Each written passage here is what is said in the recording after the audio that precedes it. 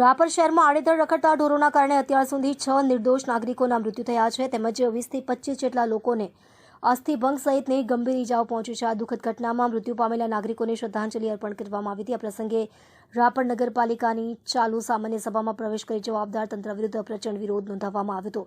રખડતા ઢોરોના કારણે લોકોના જીવ જઈ રહ્યા છે અને નગરપાલિકા માત્ર વાહિયાત દાવાઓ અને નિવેદનો આપી પોતાની જવાબદારીમાંથી બચવાનો પ્રયાસ કરી રહી છે। આગામી 7 દિવસની અંદર જો કોઈ નક્કર અને અસરકારક કાર્યવાહી નહીં કરવામાં આવે તો રાપર નગરપાલિકા પર તાળાબંધી અને ઉગ્ર આંદોલન કરવામાં આવશે, જેના માટે સંપૂર્ણ જવાબદારી વહીવટીતંત્રની રહેશે। આવેદનપત્રમાં ઉલ્લેખ કરવામાં આવ્યો હતો કે તારીખ 21/12/2025ના રોજ પ્રાગપર રોડ વિસ્તારમાં નગરપાલિકાની હદમાં આવેલા જાહેર રસ્તા પર રખડતા ઢોરોના કારણે અમરશીભાઈ પૂંજાભાઈ માલી નામના વૃદ્ધ નાગરિકનું મૃત્યુ થયું હતું। આ અગાઉ પણ અનેક જીવલેણ ઘટનાઓ બની ચૂકી છે, જેની વિશે નગરપાલિકા અને ચીફ ઓફિસરશ્રીને વારંવાર લેખિત તથા મૌખિક રજૂઆતો કરવામાં આવી છે, છતાં પણ આ ગંભીર બાબતે તંત્ર દ્વારા ઘોર બેદરકારી દાખવવામાં આવી છે, જે નગરપાલિકાની ફરજ અને જવાબદારીનો સ્પષ્ટ ભંગ છે। આ પ્રસંગે રાપર શહેર કોંગ્રેસ પ્રમુખ શ્રી અશોકભાઈ રાઠોડે આક્રમક નિવેદન આપતા જણાવ્યું હતું કે રાપર નગરપાલિકાના પ્રતિનિધિઓને પ્રજાએ પ્રશ્નોના ઉકેલ માટે ચૂંટ્યા છે કે માત્ર ફોટા પડાવવા અને ખાલી નિવેદનો આપવા। સમગ્ર ગુજરાતમાં આડેધડ રખડતા ઢોરના કારણે સૌથી વધુ મૃત્યુ રાપર શહેરમાં થયા છે। 6 જીવ ગયા હતા, છતાં વહીવટીતંત્ર ઘોર નિંદ્રામાં છે।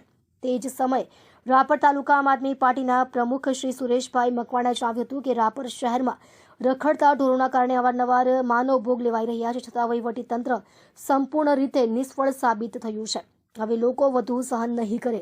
આ જનાક્રોશ રેલીમાં રાપર તાલુકા કોંગ્રેસ સમિતિના પ્રમુખ શ્રી ભીખુભાઈ સોલંકી, રાપર તાલુકા આમ આદમી પાર્ટીના પ્રમુખ શ્રી સુરેશભાઈ મકવાણા, રાપર શહેર કોંગ્રેસ પ્રમુખ શ્રી અશોકભાઈ રાઠોડ, રાપર શહેર આમ આદમી પાર્ટીના પ્રમુખ શ્રી ભરતભાઈ ગોહિલ, શ્રી દિલીપભાઈ ગોહિલ, પ્રમુખ શ્રી આંબેડકર યુવા ગ્રુપ ઉમેદભાઈ મકવાણા, પ્રતાપભાઈ ઠાકોર, વિનોદભાઈ મકવાણા, કાંતિભાઈ ગોહિલ, હરેશભાઈ ઠાકોર, હરખાભાઈ સોલંકી, પારસ ઠાકોર વગેરે ઉપસ્થિત રહ્યા હતા સહિત બહોળી સંખ્યામાં નાગરિકો અને કાર્યકરો પણ જોડાયા હતા। હવે જો તંત્ર જાગશે નહીં તો જનતા રસ્તા પર ઉતરીને જવાબ માંગશે। આ સ્પષ્ટ સંદેશ આંદોલન દ્વારા આપવામાં આવ્યો છે। સ્ટોરી ભરત ઠાકોર, કચ્છ। નમસ્કાર, સુરેશ મકવાણા એડવોકેટ અને આમ આદમી પાર્ટી રાપર તાલુકા પ્રમુખ।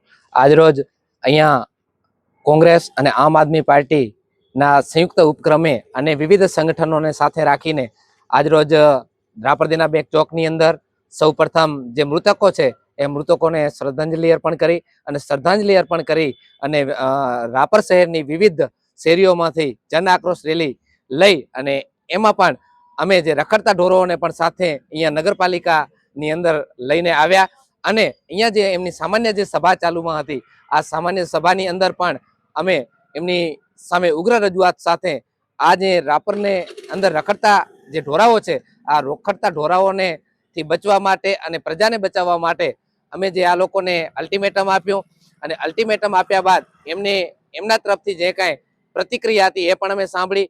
એમણે કહેવામાં આવ્યું છે કે ભાઈ ટૂંક સમયની અંદર આ જે રખડતા ઢોરાઓ છે એમનું નિવારણ લાવવામાં આવશે અને અન્યથા જો નહીં લાવવામાં આવે તો અમે અહીંયાથી કહીએ છીએ કે જે આ નિષ્ફળ જે રાપર નગરપાલિકાનું તંત્ર અત્યાર સુધી 6 જીવ ગયા તેમ છતાં નિષ્ફળ રહ્યું છે, તો આવા જે તંત્ર સામે અમે ઉગ્ર આંદોલન કરશું। આવનારા સમયની અંદર ફોજદારી ફરિયાદ પણ દાખલ કરાવશું નગરપાલિકા તંત્ર સામે, PIL પણ દાખલ કરશું અને જો તેમ છતાં પરિણામ નહીં મળે તો તાળાબંધી પણ નગરપાલિકાને કરવાની થશે। તો અમે સંયુક્ત ઉપક્રમે સૌએ સાથે રહી જેમ અત્યારે આજે રહ્યા છીએ એ જ રીતે અમે આવનારા સમયની અંદર આમની સામે તાળાબંધીનો પણ અમે અલ્ટિમેટમ અહીંયાથી જાહેર કરીએ છીએ। અસ્તુ, ભારત માતા કી જય।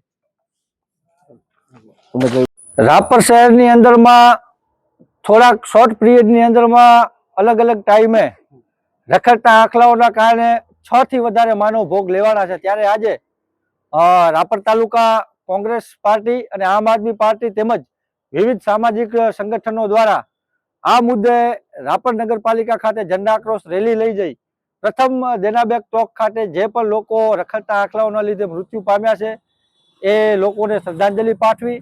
ત્યારબાદ જન આક્રોશ રેલી રાપર નગરપાલિકા ખાતે અમે તમામ આવીને અને ઉગ્ર રજૂઆત કરી છે કે રખડતા ઢોરોના કારણે હજી કેટલા લોકોના ભોગ લેવા છે, ત્યારે નગરપાલિકા જાગશે।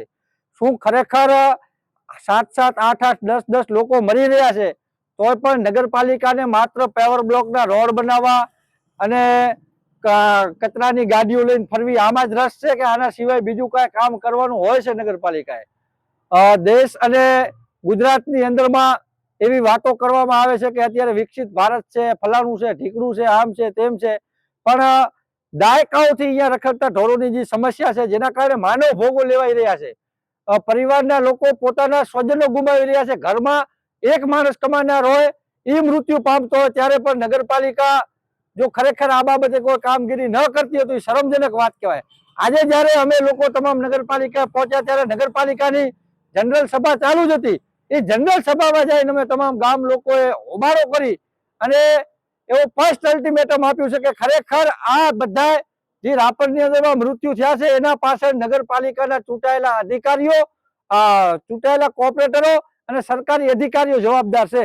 ત્યારબાદ નગરપાલિકાના પ્રમુખ અને ચીફ ઓફિસર સાહેબ દ્વારા નગરપાલિકા પાસે જે રોડમેપ હતો રખડતા આંકલાઓનો ત્રાસ ડામવા માટે, એ રોડમેપ અમને કયો છે અને એવું આશ્વાસન આપ્યું છે કે શોર્ટ પીરિયડની અંદરમાં જ રાપર શહેરને રખડતા ઢોરોથી મુક્ત કરાવીશું. હાલે આવું આશ્વાસન મળ્યું છે અને એમના દ્વારા થતી કામગીરી પણ અમને દર્શાવી છે. અમે આશા રાખીએ છીએ કે ખરેખર આ પર ખાલી સરકારી જવાબ ના હોય અને એક ચોક્કસ રોડમેપ સાથે રાપર નગરપાલિકા શહેરને રખડતા ઢોરોથી મુક્ત કરે અને આવનારા સમયમાં આ યમદૂત સમાન આંકલાઓથી કોઈ પણ માનવનો ભોગ ન લેવાય એવી કાળજી રાપર નગરપાલિકા રાખે તો ખરેખર અમે નગરપાલિકાનો આભાર વ્યક્ત કરીશું. અને જો ખરેખર આ કામગીરી નહીં કરવામાં આવે અને ક્યાંય પણ કચાશ વર્તાશે તો અમે ફરીથી કોઈ પણ પ્રકારના રાજકીય સ્ટન્ટ વગર, કોઈ પણ પ્રકારનું રાજકારણ લાવવા વગર આ એક સામાજિક મુદ્દે જે ગામનો મુદ્દો છે, જે રખડતા ઢોરોની સમસ્યા, આ મુદ્દે અમે નગરપાલિકાની સામે ઉગ્રમાં ઉગ્ર આંદોલન કરીશું. અને આવનારા સમયમાં પણ જો રખડતા ઢોરોનો આવો ત્રાસ રહ્યો તો અમારે નગરપાલિકાને તાળાબંધી આપવાનો કાર્યક્રમ કરવો પડશે એવું સ્પષ્ટપણે અહીંયાથી અમે આખરી નામું આપીએ છીએ. ધન્યવાદ.